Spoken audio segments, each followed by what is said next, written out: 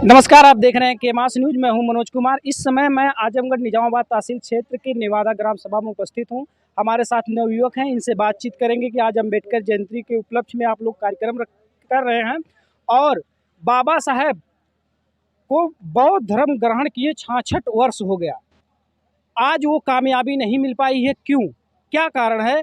जो बाबा साहेब जिस मकसद से 66 वर्ष पहले बौद्ध धर्म ग्रहण किए और वह धर्म ग्रहण तो किए जिस भावना से, लेकिन उस भावना से ये समाज, हर समाज की मैं बात करता हूँ, लेकिन जो उनकी मानसिकता उस पर अभी लोग खड़े नहीं उतर पाए।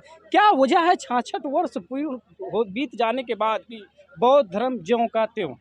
मैं डॉक्टर चंद्रेश बौद्ध अलीपुर ग्राम सभा का निवासी हूँ और बुद्धान भीम ज्योति सेवा संस्थान वादारीपुर का जो है कोषाध्यक्ष भी हूँ।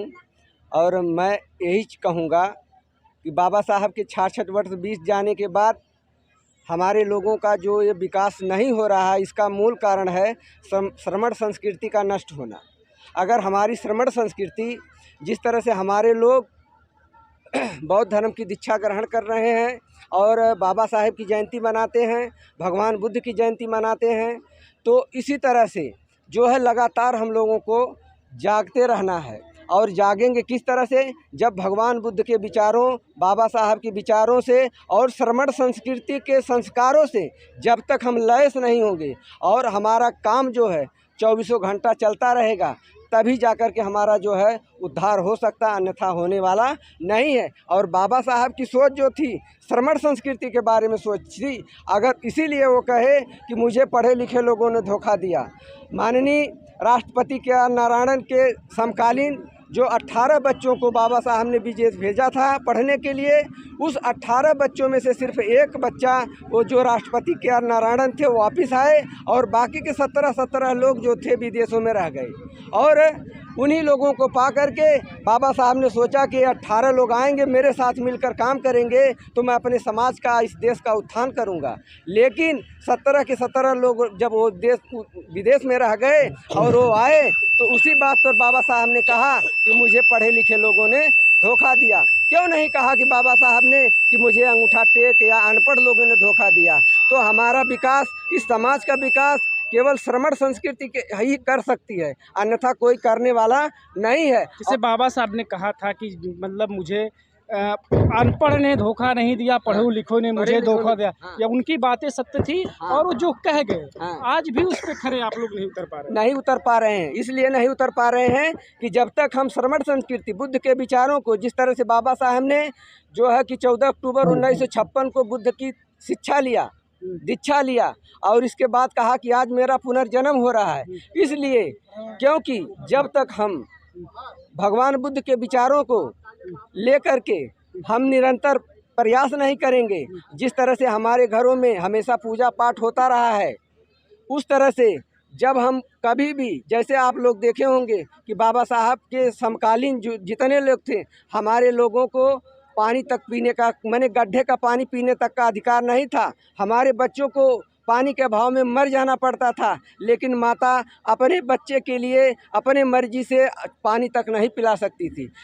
इसी वजह से बाबा साहब ने रुष्ट होकर के कहा कि मैं हिंदू धर्म में पैदा हुआ, ये मेरे बस की बात नहीं है, लेकिन मैं अपनी मर्जी के धर्म में मरूंगा, ये मेरी बस की बात है। बाबा साहब की बात मैं ख़त्म करता हूँ, मैं आपकी बात कहता हूँ। मेरी बात आपको कड़वी लगेगी, लेकिन सहना पड़ेगा। सहूँगा। मैं भी आपकी समाज का हूँ, आप मेरे समाज के हैं, लेकिन जैसे 14 अप्रैल बुद्ध पूर्णिमा का कार्यक्रम आप लोग करते हैं, 1 दिन 2 दिन 4 दिन कार्यक्रम रहता है, लेकिन वहीं अदर समाज के लोग, फॉरवर्ड के लोग कहते हैं एससी समाज बरसाती मेघा है, 14 अप्रैल को खाली हल्ला करेंगे, खत्म हो जाएगा मामला। वो सही कहते हैं, इसलिए कहते हैं कि जब हमारी श्रमण संस्कृति, जैसे मैं अभी इसके पहले मैं बता रहा था कि जैसे मुस्लिम भाई के यहाँ मदरसे में उनका बच्चा मौलवी बनता है छोटी उम्र में, और टोपी लगा करके आज इस समय जो है कि रोज़ा नमाज की बेला चल रही है, उसका छोटा सा बच्चा जो है पूरा दिन रोज़ा रहता है, उसको भूख प्यास नहीं लगती है। और जब वो मदरसे से निकलता है तो उसका जो है पुरनिया,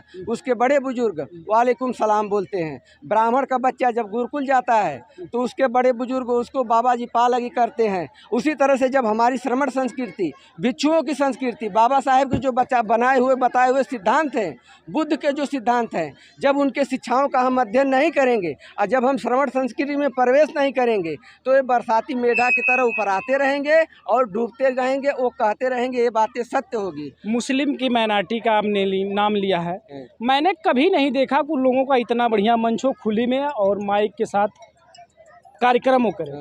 मदरसे के अंदर कार्यक्रम करते हैं, जो भी करते हैं। आपको तो प्रशासन की व्यवस्था भी दे जा रही है, आपके पास अच्छे खासे जनता भी हैं, उनके कोई कार्यक्रम में मैं देखता हूँ महिला बहुत कम जाती है। एक दुक्का महिलाएं जो पढ़ी लिखी हैं, टीचर वगैरह वही जाती हैं। आपके साथ बच्चे भी हैं, महिलाएं भी हैं, आपका पूरा परिवार इसी में, फिर भी 66 वर्ष लग गए बौद्ध धर्म ग्रहण नहीं कर पाया। इसीलिए 66 जो श्रमण संस्कृति की व्यवस्था है, जब तक हम श्रमण संस्कृति, जैसे हमारा बच्चा एक स्कूल जाता है, जितना मेहनत वहाँ करता है उतना मेहनत हमारा बच्चा जो है बुद्ध धर्म में करे। जब हमारी कमियाँ, हमारा जो मानसिक जो चेतना है, जैसे शिक्षा और दीक्षा में दोनों अंतर है। जैसे हम किसी शिक्षा को जब पढ़ते हैं और उसका अमल नहीं करते, मूल्यांकन नहीं करते, तो शिक्षा का पढ़ने से कोई मतलब नहीं। धर्म आप अपने घर पे पढ़ाएंगे, स्कूल में धर्म की बातें नहीं हो पाई, लेकिन तमाम लोग अभी तक तो संविधान जब स्कूल में नहीं पढ़ाया जा रहा है तो धर्म कहाँ पढ़ाया जाएगा। भाई साहब, देश आज़ाद हुए इतना दिनों, संविधान अभी तक नहीं पढ़ाया जा रहा है, तो बच्चों को ज्ञान कहाँ, तो धार्मिक ज्ञान कहाँ मिलेगा? कुछ बताएंगे इस पे? संविधान पढ़ाना चाहिए कि नहीं चाहिए? पढ़ाना चाहिए स्कूल में, ये पढ़ाना चाहिए ना। तो संविधान तो अभी नहीं लोग पढ़ा रहे हैं, स्कूलों में कहीं व्यवस्थाएं नहीं है बच्चे, और जहाँ भी है धर्म की कहाँ से बात हो पाएगी स्कूल में। जैसे कि ये व्यवस्था परिवर्तन की बात है, जो व्यवस्था में रहता है वो अपने हिसाब में काम करता है। जैसे भगवान बुद्ध के ज़माने में जो है कि बुद्ध का उपदेश राजाओं के यहाँ चलता था। राजा जब धार्मिक होता था तो राजा को देखकर प्रजा धार्मिक हो जाती थी। और आज भी हिंदू धर्म है, आज लड़का पेट से पैदा हुआ हिंदू धर्म का रहा। तो उसी व्यवस्था की तो मैं बात कर रहा हूँ। जैसे मुस्लिम के यहाँ वो व्यवस्था है, ब्राह्मण के यहाँ वो व्यवस्था है, उसी तरह से जब हम श्रमण संस्कृति में प्रवेश करेंगे, और रह गई बात श्रमण संस्कृति का, तो वैसी व्यवस्था हम लोगों के पास है नहीं। और आपके बगल में यह जो है कि एक छोटा सेंटर बन रहा है, और उसमें जो जब बच्चे पढ़ेंगे श्रमण बन करके, तो वही गांव-गांव जा कर के जब उनकी शिक्षाएं दीक्षाएं चलेंगी तो इन बच्चों का विकास धीरे धीरे शुरू हो जाएगा। आप गांव के क्षेत्र पंचायत सदस्य हैं, आइए इधर। काफ़ी बढ़िया आपका गांव में माहौल है, काफ़ी अच्छा माहौल है। इस बार अपने गांव के शिक्षा को लेकर, गांव की विकास को लेकर कितना गंभीर है? 14 अप्रैल पे ये सब बातें नहीं होनी चाहिए, लेकिन आप मौके से मिल गए, बता दीजिए मेरे। सर, आपका बहुत बहुत धन्यवाद। हम लोग 14 अप्रैल, पहली बात तो आप सभी देशवासियों को 14 अप्रैल बाबा साहब डॉक्टर भीमराव अम्बेडकर जी की जयंती की हार्दिक बधाई देता हूं। और साथ साथ में अपने कमेटियों के साथ अपने इस ग्राम सभा के दलितों के बच्चे जितने भी हैं, गरीबों के, उन लोगों को हम लोग शिक्षा फ्री में देते थे। जब से कोरोना लॉकडाउन लग गया है हम लोग शिक्षा बंद कर रखे हैं, लेकिन संभवतः है कि अब सब लॉकडाउन फ्री हो गए हैं। अब हम लोग उसे निःशुल्क शिक्षा का प्रावधान रखेंगे और निःशुल्क शिक्षा देंगे बच्चों को। काम वगैरह नाली खड़ंजाओं को लेकर हम जितना हमारा प्रयास है, हम अपना पूरा अथक प्रयास से ग्राम सभा का विकास करेंगे। जैसा कि इन लोगों से अभी हमारी बातचीत चल रही थी, नेवादा ग्राम सभा के लोगों से, इन्होंने बताया कि काफ़ी गंभीर हैं लोग, बौद्ध धर्म ग्रहण करने की बात हमेशा करते रहते हैं, बौद्ध धर्म ग्रहण कर, लेकिन कहीं ना कहीं अगर देखा जाए तो शिक्षा का माहौल काफ़ी नीचा था। और यह मैं एक बार फिर आप लोगों से पुनः बता देना चाहता हूँ, यह समाज शुरू से लड़ता चला आया है, आज भी लड़ रहा है, हर क्षेत्र में लड़ता आ रहा है। अब मैं आपको गिनाना नहीं चाहता हूँ, आप खुद समझदार समझ सकते हैं मेरी वीडियो के साथ। हर क्षेत्र में लोग लड़ते चले आ रहे हैं, लड़ते रहेंगे। हमारे इसी तरह वीडियो को देखने के लिए हमारे चैनल के साथ बने रहिएगा।